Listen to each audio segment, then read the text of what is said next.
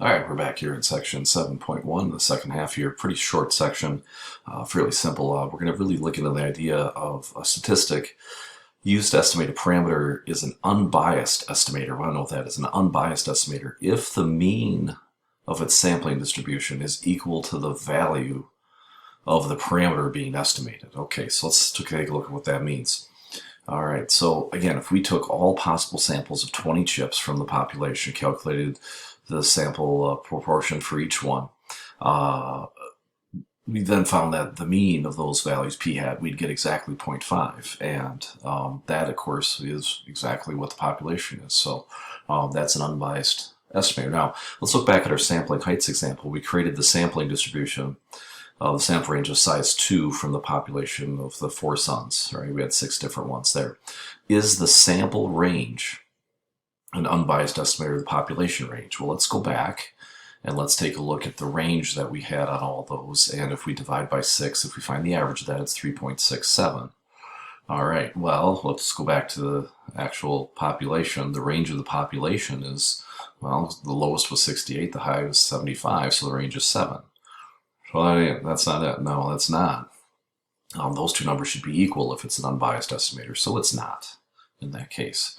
All right, to get a trustworthy estimate of an unknown population, start by using a statistic that is unbiased. That's an unbiased estimator, if you can use that. Now, unfortunately, using an unbiased estimator doesn't guarantee that the value of our statistic will be close to the actual parametric value. Now, we prefer statistics that are very less from the actual parameter value. So larger random samples tend to produce estimates. We talked about that with the more that we do, the closer we get to the population actual value.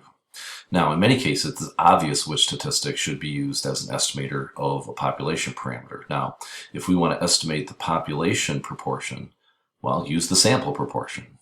If we want to estimate the population mean, mu, we use the sample mean. Okay, and that's what we talk about many times there. Now, to decide which estimator to use when there are several reasonable choices, consider both bias and variability. We have some nice examples over here. This is an estimator that has a high bias but low variability. See how close they are together? This would be an estimator with low bias. Okay, now they're not all sit in one, they're actually pretty spread around, but with high variability. This is one with high bias and high variability. Don't like that at all. And then, of course, this is one that has no bias and low variability. That's what we're aiming for right there with that. So those are kind of a good picture of what that represents. Now, bias means that our sample statistics do not center on the population parameter. In other words, our estimates aren't accurate.